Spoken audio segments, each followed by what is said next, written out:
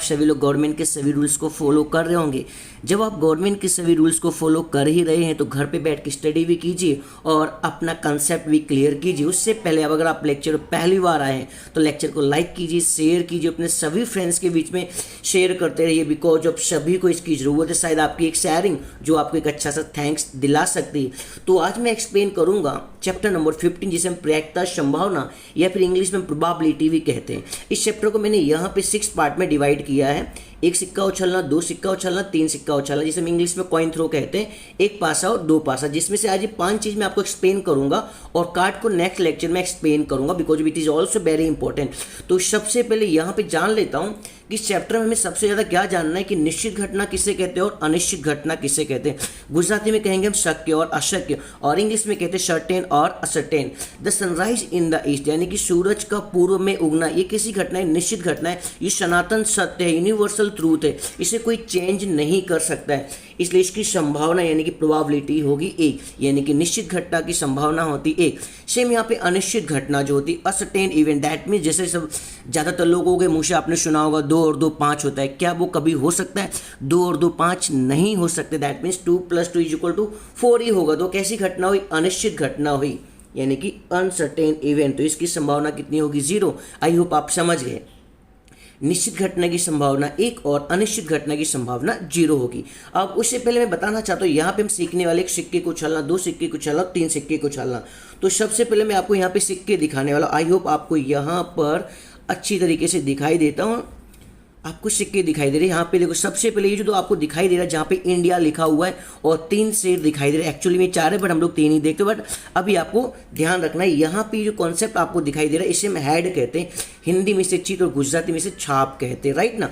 अब इसे मैं टर्न कर देता हूँ, जहाँ पे ओनली 4, यहाँ पे number of figures, that means यहाँ पर 10 रुपीज़ आपको दिखाई दे रहा है। 10 + 10 करेंगे तो 20 हो जाएगा। ये ईयर भी कौन सा चल रहा है? 2020। तो यहाँ पे जो नंबर दिखाई दे रहा है इसे हम टैल कहते हैं, जिसे हिंदी में पट और गुजराती में हम कांटा कहते हैं। आई होप आप समझ गए होंगे।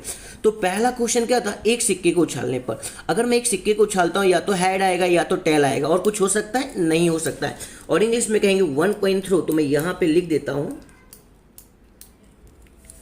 Head and tail. I hope आप समझ गए। एक सिक्के को उछालने पर कुल 2 घटना घटती, राइट ना। से मैंने यहाँ पे सेकेंड क्वेश्चन लिखा है 2 सिक्के उछालने पे, दैट मीन्स 2 कॉइन को थ्रो करना है। तो क्या हो सकता है आपके हिसाब से? या तो ये दोनों के दोनों, सॉरी फिर से आपको बता रहा हूँ, या तो ये दोनों के दोनों हेड हो सकते हैं, राइट ना। अगर आप 2 सिक्के को उछालते हैं और बाई चांस दोनों के दोनों हेड भी आ सकते, इसलिए मैंने आपके सामने हेड दिखाया है। तो मैं यहाँ पे लिख के बताने वाला हूँ, दोनों के दोनों हेड भी हो सकते हैं, या फिर क्या होगा, हम सिक्के को फिर उछालते हैं, दोनों के दोनों टैल भी हो सकते हैं। वेरी परफेक्ट आंसर, यानी कि दोनों के दोनों हेड भी हो सकते, दोनों के दोनों टैल भी हो सकते, बिकॉज अब चैप्टर का नाम ही संभावना से मान के ही रखना है। या फिर क्या हो सकता है, एक हेड हो सकता है और एक टेल भी हो सकता है। तो मैं यहाँ पे लिख देता हूँ हेड टेल। या फिर क्या हो सकता है, एक टेल हो सकता है, दूसरा क्या हो सकता है, हेड हो सकता है। अब आप मुझे बताओ, क्या इसके अलावा और कुछ हो सकता है? सर इसके अलावा कुछ नहीं हो सकता। तो आई होप आप मेरा कंसेप्ट समझ गए होंगे। 2 सिक्कों को उछालने पर टोटल कितने इवेंट हुए? 1 2 3, यानी कि टोटल 4 घटना यहाँ पे घटेंगी, राइट ना। चलते नेक्स्ट वन। मैंने यहाँ पे लिखा 3 सिक्के को उछालने पर। अब 3 सिक्के उछालने पर आपका कंसेप्ट क्लियर हो चुका है। यहाँ पे 3 सिक्के तो नहीं मेरे पास, तो यहाँ पर 2 ही सिक्के, या तो तीनों के तीनों हेड हो सकते। तो मैं यहाँ पर एज्यूम कर रहा हूँ, मान लेता हूँ, बिकॉज अब मानना ही पड़ेगा ना, चैप्टर का नाम ही है संभावना। तीनों के तीनों हेड हो सकते, या फिर तीनों के तीनों टैल भी हो सकते हैं, या फिर पहला हेड बाकी दोनों टैल हो सकते हैं, या फिर पहला टैल बाकी दोनों हेड हो सकते हैं, या फिर पहला हेड टेल हेड हो सकता है। याद रखना है, कोई भी नंबर बार बार रिपीट नहीं होना चाहिए। देखो कोई भी नंबर रिपीट नहीं हो रहा है, आगे पीछे करते रहना है। या फिर टैल हेड टैल भी हो सकता है, या फिर आगे की दोनों के दोनों हेड और एक टेल हो सकता है, या फिर दोनों के दोनों आगे टेल और पीछे क्या हो सकता है, हेड हो सकता है। क्या इसके अलावा और कोई कंसेप्ट हो सकता है? सर नहीं हो सकता है। तो 1 2 3 4 5 6 7 एंड 8, यानी कि 3 सिक्के को उछालने पर टोटल कितनी घटना घटने वाली? 8 घटना घटेंगी। ये लेक्चर 8 9 10 सभी के लिए काफ़ी हेल्पफुल, आप सभी के बीच में से शेयर कर सकते हैं और क्रिटिकल टाइम में सभी की हेल्प कर सकते हैं। और उसके बाद मैंने आपको समझाया था, यहाँ पे हम सीखने वाले एक पासा, यानी कि 1 डाइस को थ्रो करेंगे, टोटल कितने इवेंट होगी। प्रेजेंट टाइम में एक आप गेम खेल ही रहे, उस गेम का मैं नाम नहीं लेना चाहता हूँ, जहाँ पे भी हम घुमाते रहते पासे को। तो एक पासे को उछालने पर टोटल कितनी इवेंट होती है? 1 2 3, 4, 5, 6 रिसेंटली मोबाइल में काफ़ी लोग इसे डाउनलोड कर चुके हैं। आई होप आप समझ गए होंगे। एक पासे को उछालने पे सिर्फ इतनी इवेंट हो सकती है, 1, 2, 3, 4, 5, 6। और कुछ हो सकता है? नहीं हो सकता है। अगर दो पासे को साथ में उछालेंगे तो क्या हो सकता है? तो मे बी पॉसिबल क्या हो सकता है, बिकॉज ऑफ यहाँ पे पॉसिबल ही सब कुछ करना है। दो पासों के यानी कि 2 डाइस को थ्रो करेंगे तो दोनों के दोनों 1-1 भी हो सकते हैं, मे बी पॉसिबल। 1-2 भी हो सकते हैं, 1-3 भी हो सकता है, एंड 1-4 भी हो सकता है, 1-5 भी हो सकता है, और 1-6 भी हो सकता है। और कुछ हो सकता है? सर कुछ नहीं हो सकता, बिकॉज जब हाईएस्ट में हाईएस्ट कितना होता है? 6 होता है। 6 के आगे तो जाना नहीं, तो एक बार उछाला है, दूसरी बार उछालते हैं 2-1 हो सकता है, 2-2, 2-3, 2-4, 2-5, 2-6। ऐसे आपको 3-1 से लेकर के 3-6 तक, 4-1 से लेकर के 4-6 तक, 5-1 से लेकर के 5-6 तक, एंड 6-1 से लेकर के 6-6 तक टोटल अपने को इवेंट उछाल देनी है। तो दो पासे को उछालने पर आप सभी को काउंट करेंगे तो यहाँ पर टोटल 6, यहाँ भी 6, यहाँ भी 6, यहाँ भी 6 और यहाँ भी 6, सभी का आप एडिट करेंगे तो आपका आंसर आ जाएगा 36। तो आई होप आप समझ गए होंगे कि एक सिक्के को उछालने पर टोटल 2 इवेंट होती है, एंड 2 कॉइन को 4, 3 कॉइन में 8, और 1 डाइस को यानी कि एक पासे को उछालने पर टोटल कितनी घटना घटेगी हमारे पास? 6, एंड दो पासे को उछालने पर टोटल 36 होगी। अब आप सोच रहे होंगे सर बार बार टोटल क्यों बोल रहे हैं? Because very important point. Total मतलब इस चैप्टर के अंदर होगा, यहाँ पर एन होगा। एन मतलब कुल होगा। कैसे होगा? अब मैं आपको एक प्रैक्टिकली सम भी कराऊंगा जिससे आपका कंसेप्ट और भी क्लियर हो सके। आई होप आपने इसे अच्छी तरीके से समझ लिया होगा। सभी के बीच में आप इसे शेयर कर दीजिएगा। अगर आप हमें इंस्टाग्राम पे फॉलो करना चाहते हैं तो डिस्क्रिप्शन में लिंक दिया, आप हमें इंस्टाग्राम पे फॉलो करके भी क्वेश्चंस कर सकते हैं। और अगर आप टिकटॉक पे हमें फॉलो करना चाहें तो टिकटॉक पे भी आप हमें फॉलो कर सकते हैं, जहाँ पे मैं आपको positive line and life regarding काफ़ी अच्छी पॉजिटिव लाइन वहाँ पे शेयर करता हूँ। तो मैं आपको एक प्रैक्टिकली सम सॉल्व कराने वाला हूँ।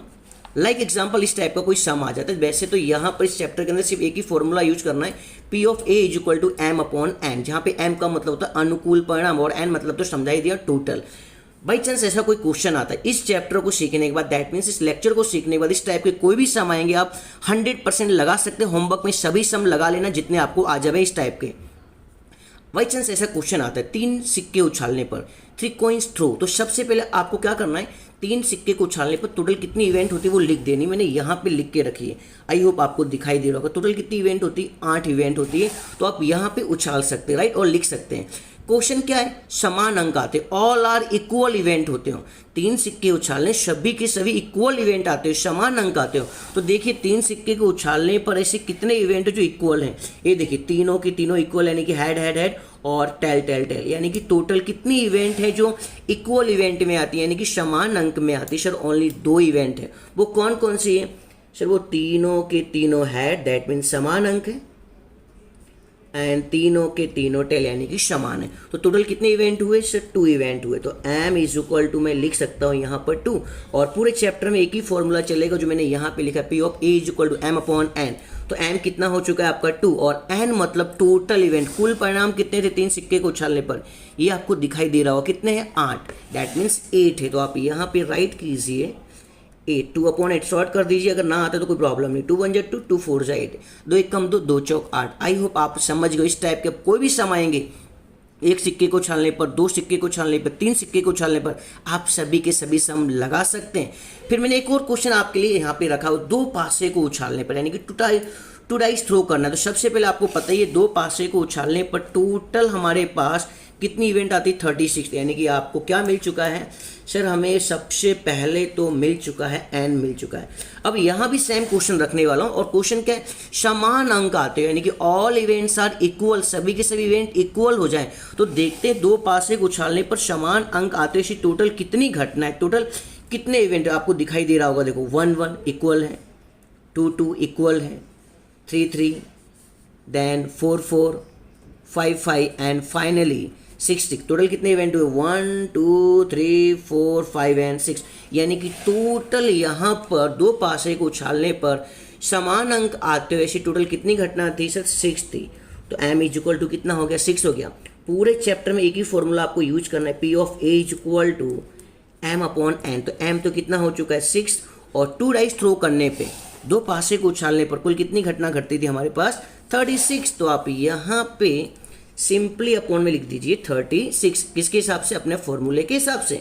6 कम 6, 6 छंग 36, 6 1 6, 6 6 36। आई होप यहाँ पे जो मैंने नॉर्मली डिटेल एक्सप्लेन की आप समझ गए होंगे, और इतना आप लेक्चर देखिए, और नेक्स्ट लेक्चर में इसके भी आगे एक्सप्लेन करने वाला हूँ। आई होप ये लेक्चर आपके लिए काफ़ी हेल्पफुल बनाओ, तो सभी फ्रेंड्स के बीच में शेयर कीजिए। मिलते हैं नेक्स्ट लेक्चर में।